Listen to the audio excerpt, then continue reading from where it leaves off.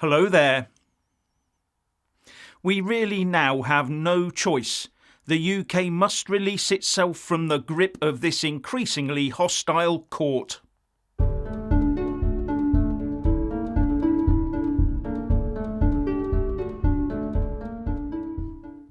It's being reported that a third of Rishi Sunak's cabinet is now calling for the UK to remove itself from the European Convention on Human Rights. And they are right. It's now beyond that time.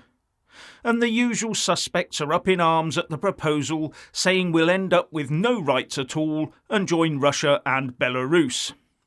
Well, I've got news for them. It's not well known, but the EU itself as a body, the Commission, Parliament, Council and ECJ has not, repeat not, acceded to the ECHR as required by the 2009 Lisbon Treaty, and that was 14 years ago.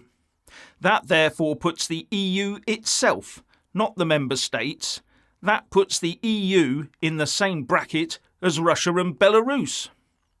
But lefties and the pro-EU rabble totally ignore this. Ignorance on this matter is bliss for them. While the truth of it is that while the EU is not a member of the ECHR, no one can put an EU institution in front of an ECHR court. That means EU citizens do not have the same rights as non-EU signatories. Doesn't sound to me like the EU member states are really full members of the ECHR then. Now the problem here is that the EU Supreme Court, the ECJ, handed down an opinion in 2014 saying that the requirements of joining the ECHR is incompatible with the EU treaties, because it would mean ceding sovereignty from Brussels to the Council of Europe, a separate entity. And the ECJ would then cede supremacy to the European Court of Human Rights. Be in no doubt, the EU defends its sovereignty in all things. Look at how it defends the single market, for example. We in the UK should learn that lesson, and learn it right quick. Now, back in May this year, the EU Commission President Ursula von der Leyen and the European Council President Charles Michel each made a speech promising to accede to the ECHR as soon as possible. Now, I personally think that would be a legal botch job, where the EU is a member of the ECHR on paper, but that it does not cede any sovereignty or supremacy to the ECHR. Otherwise, a few treaty changes might need to be made. It will be interesting to see how quick this process really is, and what the ECJ has to say about the new proposals.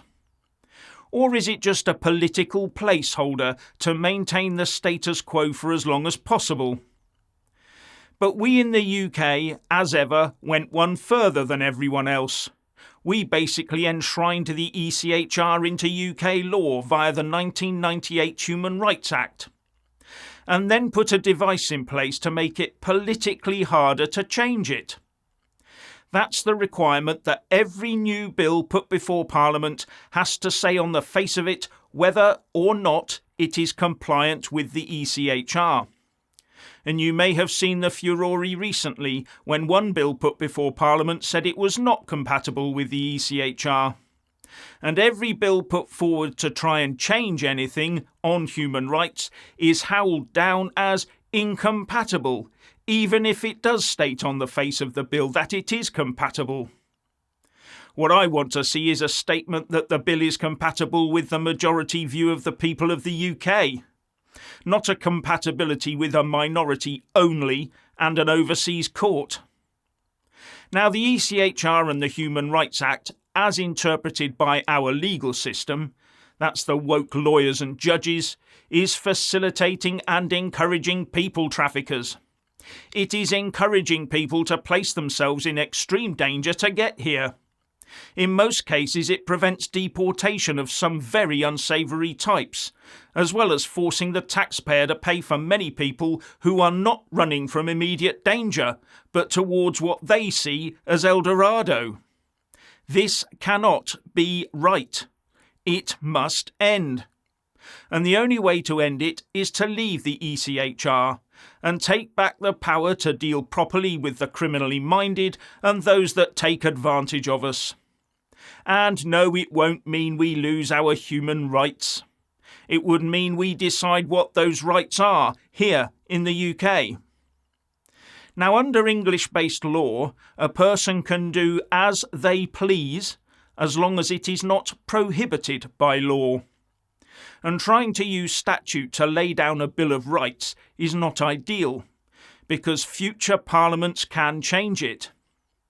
In places like the USA, citizens' rights were laid down in a constitution during the formation of the nation as a sort of bedrock. But even that has changed over the years with the various amendments added to it, like the Second Amendment, right to bear arms. Remember, even the Human Rights Act can be amended or even repealed. All that Tony Blair did was put in place that statement requirement for every bill to make it harder politically to amend human rights legislation.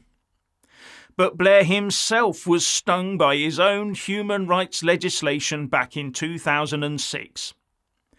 In a move which brought immediate criticism from human rights experts, the Prime Minister wants the government to have the power to override court rulings.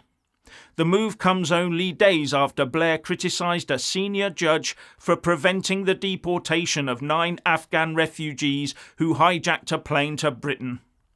Downing Street said he was determined to find a way around such balmy court rulings, reported The Guardian at the time. I bet very few people remember that one, or were even aware of it. So this is not a new thing. Labour, Tory and coalition governments have been foisting this situation on us for decades. And it's just got worse and worse, to the point that the British public are fed up to the back teeth with it all. We've now got tens of thousands of mostly young men in our hotels, with the numbers growing by the day. It's costing us millions every day to deal with them, and hospitality staff are losing their jobs as a result, while the contractors that the government hires to deal with them grow fat with profit. Where's the windfall tax for them? Anyway, as I said, we need to make laws in this country that cannot be abused by chancers nor activist lawyers. And there do seem to be a lot of chancers and a lot of activist lawyers, judging by how many get to stay, even if the newcomer has been imprisoned. And look how long it took for only one judge in Strasbourg to ground the first Rwanda-bound flight and force us to keep those on board in the country. Another move that emboldened the people traffickers. And some suspect it was the Russian ECHR judge that did this, even though Russia had already been ejected from the ECHR for its second invasion of Ukraine. The judge was still sitting several months later. And it was also the ECHR that tried to force the UK to give prisoners the vote too. So I would ask you, who has Tony Blair's human rights legislation helped the most? Those in true need of help, or the chancers?